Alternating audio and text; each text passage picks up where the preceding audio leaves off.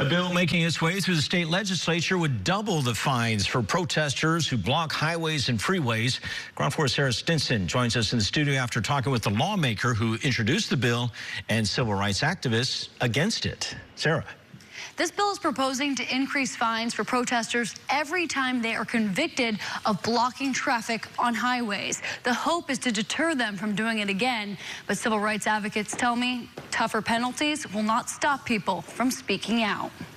Amid a series of protests related to the Israel-Hamas war, Assemblywoman Kate Sanchez has introduced legislation that would crack down on any demonstrations blocking traffic on highways in California. So this becomes a public safety and a healthcare risk. And honestly, I would hate to get to the point where we're losing a loss of even one life. Sanchez says she became frustrated after 78 protesters arrested for blocking the Bay Bridge in November were only ordered to 5 hours of community service and $57 fines. Under current state law, protesters can be fined anywhere between $100 to $500. Sanchez wants to double those fines up to $1,000 depending on past convictions. Because we've seen that these laws in the books are not enough, right? It's not a deterrent to what's happening now.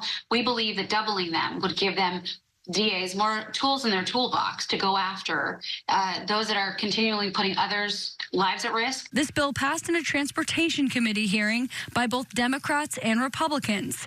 The California Highway Patrol Association also in favor, saying these protests prevent first responders from doing their job. Law enforcement is prevented from helping a victim. Fire trucks are prevented from or delayed from going to a fire. And also ambulances are prevented from getting to a patient.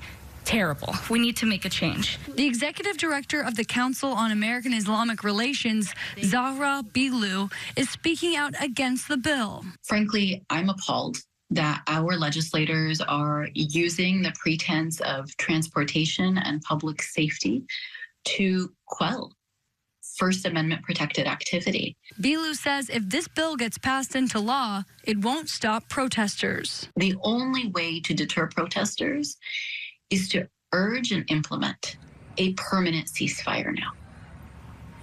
Bay Area Assemblymember Phil Ting and Lori Wilson both voted no. Ting didn't explain why, while Wilson spoke at the meetings, and she said she thinks the current policy is enough. Assemblywoman Sanchez says she's hopeful her bill makes its way to the governor's desk. It next goes to an appropriations committee. I'm Sarah Stinson reporting in the studio. Back to you.